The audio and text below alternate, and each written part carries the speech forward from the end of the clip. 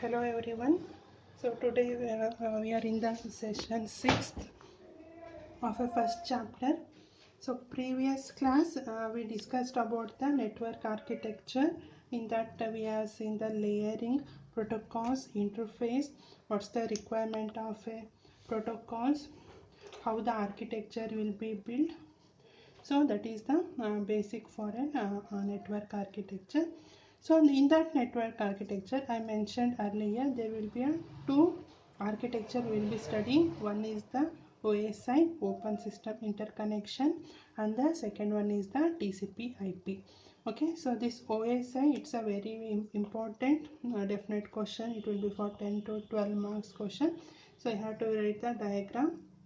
This is only the half of the diagram I have taken here. The complete diagram you can refer the textbook.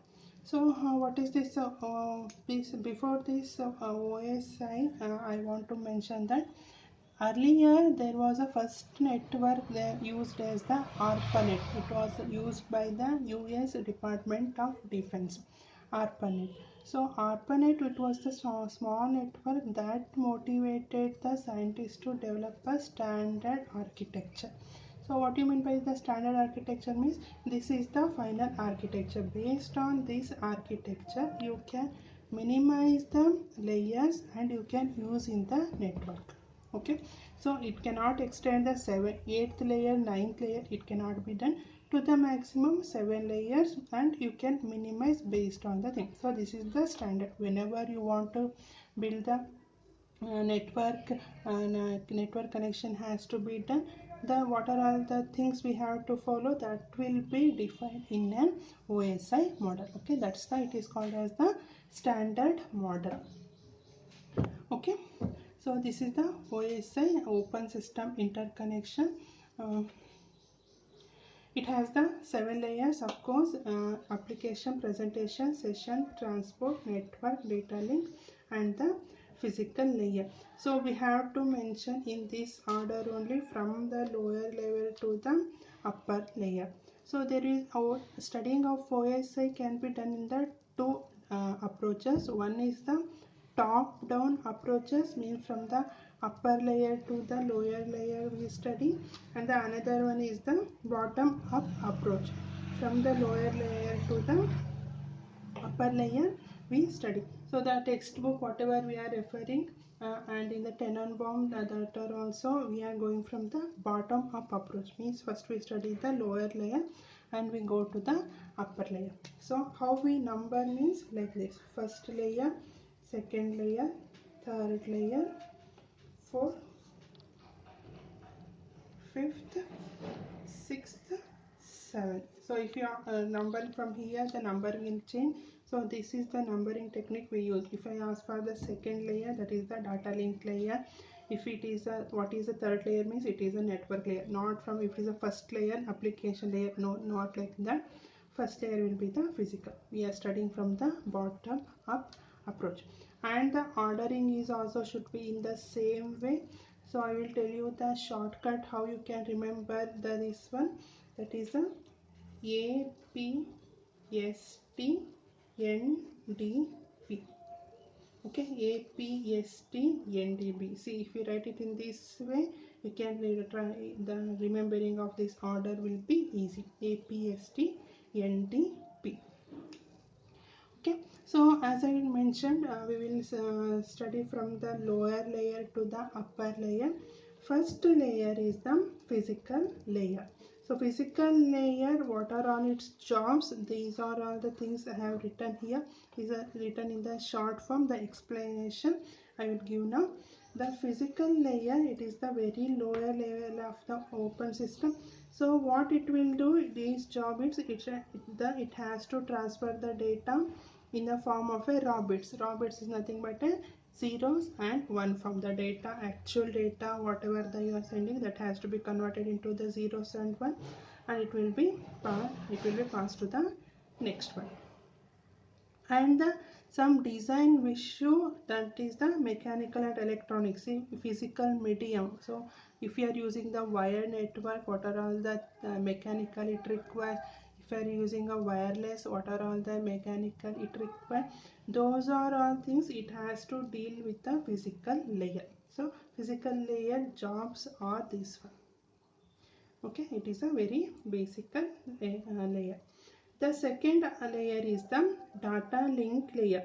So here the data will be made in the frame, that fragmentation will be done and the data will be maintained in the form of a frames. So this is one of the main job of a data link layer, that is a framing and error detection and error correction. If while passing the data, if there is a 1 bit error is there, that has to be detected and it has to be corrected there itself. So for this one, error detection and error correction, we have certain of problems. CRC is there, checksum is there, bit error, bit correct. So these problems we will be studying in the data link layer. And the acknowledgement job. Acknowledgement means what? Here the once the data will be sent at the receiver side, when the data is received at the receiver side, it will send the acknowledgement back. So when the acknowledgement is received means it is understood that the data is transferred properly. If the acknowledgement is not received at that time, so it will resend the data again. So that resend of the data and the checking of the acknowledgement, these are all the job of a data link layer. Okay, one thing you have to remember, here the data we call it as the frames.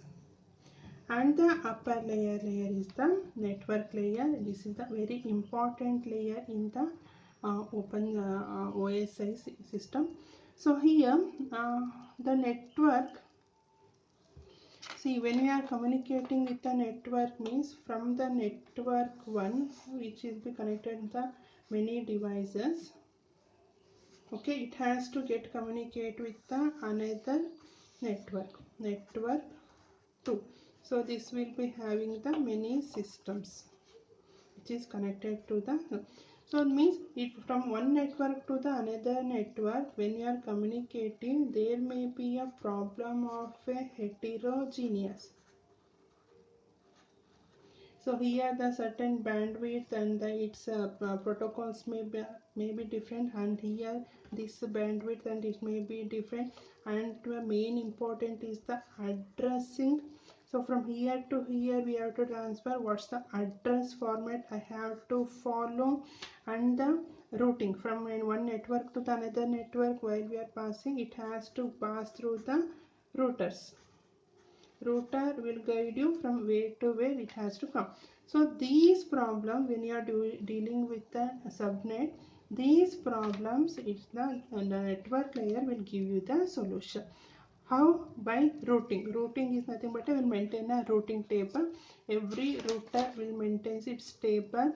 If network 1 is data is coming from the network 1, and how it will be stored, and network 2, what's the path I have to guide them. So such kind of a routing it is done by the network.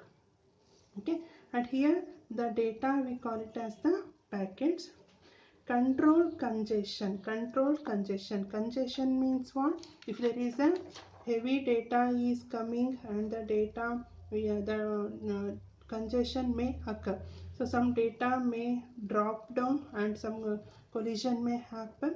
So such kind of a thing it has to avoid. That is called as the control congestion. Here we have a certain leaky bucket problem is there. Such kind of a algorithm we see here. And the again another job is an accounting. Accounting means what? See, to avoid the congestion, one of the solution, I will give you the number for my packet. This is the packet number 1, this is the packet number 2, this is the packet number 3. So when the first packet is passed, when again it is acknowledgement is received, so I will mark it as it is sent, and it will give it has to send the second packet. For the second packet, if the acknowledgement is not received means it will resend the second packet again. So if the accounting is not, then means randomly it may send third packet or the first packet like that. So like giving a unique number for my packets. If that packet is lost, only I will pass that packet.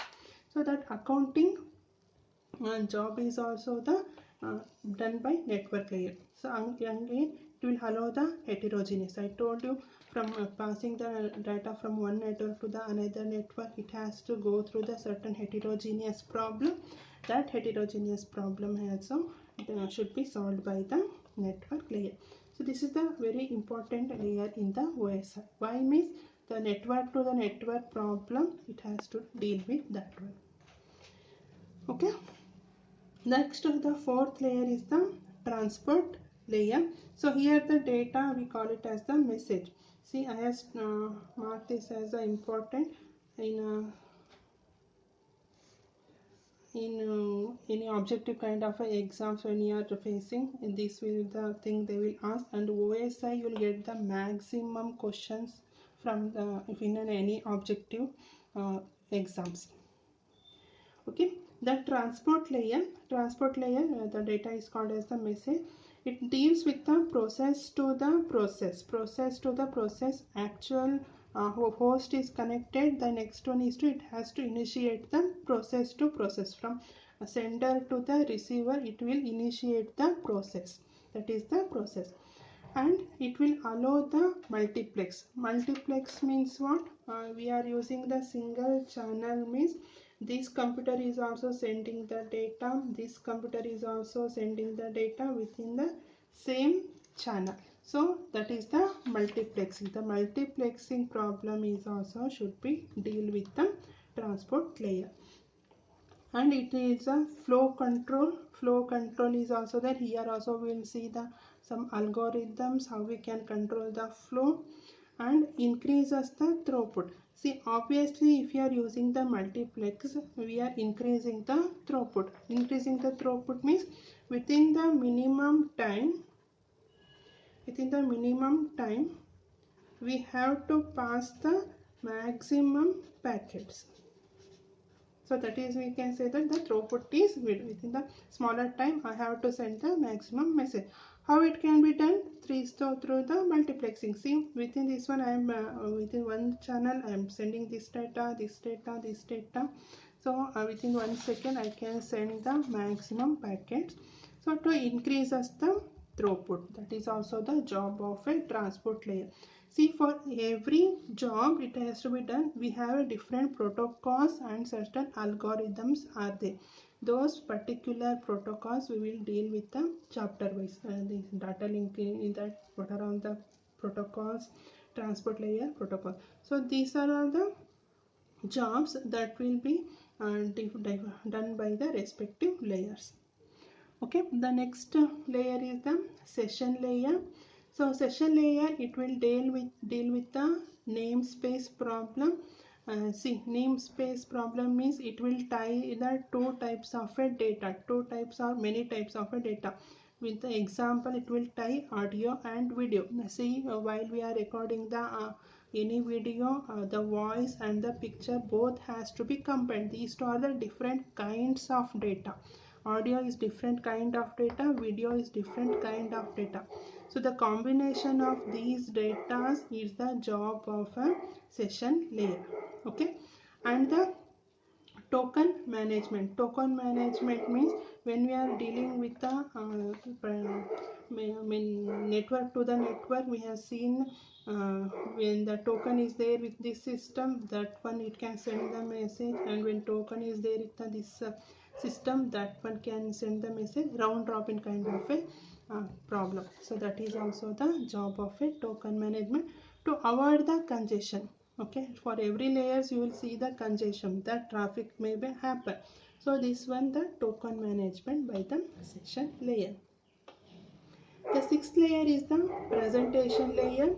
Presentation layer is it deal with the format of data. So if you might have seen in one system, it will be using the 16-bit of data, 32-bit of data system will be there, 64-bit of data will be there. If you check in the computer configuration, this kind of information you will get. So what kind of a data, for that respective data, what are all the formats I have to do? Okay, that is the it will deal with such kind of a data. How? By checking its syntax and semantics. Okay, syntax is different and semantics. Syntax is any type mistake kind of a error, and the semantics is nothing but a logical error. So if it is the any such kind of error is there, it has to inform and it has to correct it properly. That is the presentation layer. And the encryption and the decryption. So here encryption and decryption, how means application layer. Application means in the top layer you will see only the Gmail, you will type the mail and it will be forward to the next layer. But we have to transfer the data in the form of a zeros and one data bits. So that respective any kind of a message that will be converted to the respective ASCII value, and that ASCII value to the respective zeros and ones, that is the binary bits. So that is the encryption and decryption. Actual data to the binary forms, that conversion is the presentation. See, presentation, as the name suggests, in what way we have to present our data. With all these things, we have to deal the presentation of the data. Okay.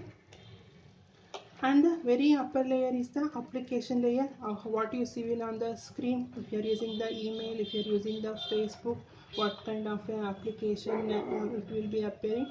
So here it has the different protocols: HTTP, FTP, WWC, WW, the web screen. Through the web screen, how the data can be framed. Okay, now actual user, how he will do, he will type the data and he will press the send button. Okay, in the www with the URL address in the Gmail, he will type the data and he will press the send. When he press the send button, it has to go to the receiver, it has to pass through this all the layer and it will go to that one. How the message will be converted into the respective presentation form, and the tying of the data, and the transport layer, if it is a congestion is there, that one it has to go through that one. Network layer, it will guide where you have to go. Data link layer, check where the error is detected. And the raw bits, machine, everything machine is correct, it will send the data. So this is the 7-layer OSI model, very important layer, 10 to 12 marks question. Okay, and the short form APST NDP, in the same order only you have to remember. That's why APST NDP is the good format for you can remember. So continuing, the OSI will give you the standard 7 layers. For connecting the any kind of a network, we have to refer the 7 layers as a one of the model. But when the internet has evolved, we cannot refer the all the 7 layers. It may becomes the complicated for defining the protocols and to implement also. So then for that purpose, the TCP IP architecture came. Transmission control protocol and the IP protocol. See, IP protocol is for an internet protocol. For the internet purpose, we are using the TCP IP. See, we have minimized the 7 layers per OSI to the 4 layers. How we want, that is, we have minimized to the 4 layers. It has the main 4 layers: application and the network layer, data link layer, and the subnetwork. So what the application layer will contains the actual your application protocols: FTP, HTTP, NV, TFTP. That is the top layer. And the next here is the TCP and the UDP. So this one is quite important. This one also we will study in the chapter wise. TCP stands for a transmission control protocol and UDP stands for a user datagram protocol. See what kind of a message you are sending. If you want the some reliable kind of a data, reliable kind of a data means TCP for a reliable transmission. Reliable transmission means it will wait for the acknowledgement. I have to make sure that my data has sent. So for such kind of a transmission, the TCP protocol will be used. And for the unreliable, UDP used for an unreliable, we are not sure that the data is received by the receiver or not. So that is the UDP. Here we won't wait for an acknowledgement. For such kind of a data, we use the UDP protocol. And there is the internet protocol layer, the main layer which will be the supporting system for an interconnection of a networks.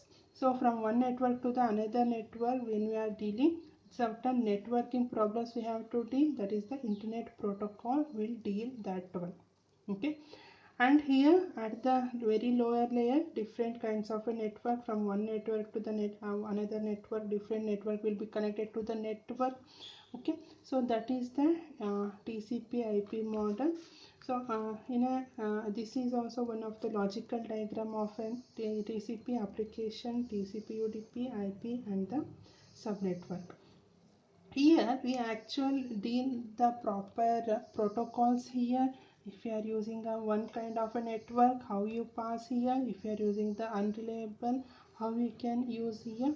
For the purpose of the internet, from the network to the network connection, how we can design our architecture using those protocol that will be defined by a TCP IP.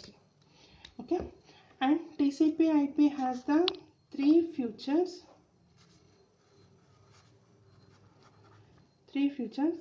First one, it does not imply strict layer. No, does not imply strict layering. See here, I can bypass the subnetwork to the your TCP and directly I can pass to the application layer. It doesn't tell that you have to pass through the IP, and it doesn't tell that you have to pass through the TCP. You can skip the sublayer. Does not imply strict layering. Okay, and this is a house glass shape. See here, house glass shape. Why this IP serves as the main focal point from network to the network. I mentioned IP is a very important layer. So this the main important will be given to the IP layer.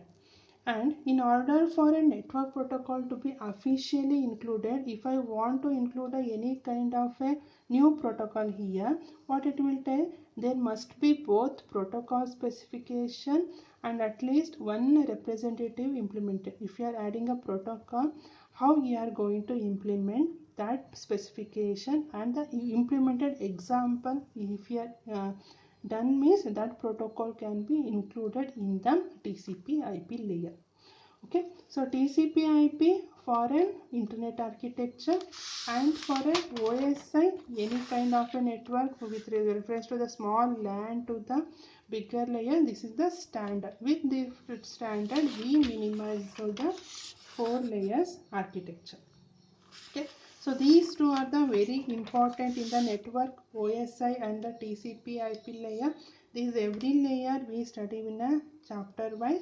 So this understanding of OSI is very important, and if you have any doubts, please let me know.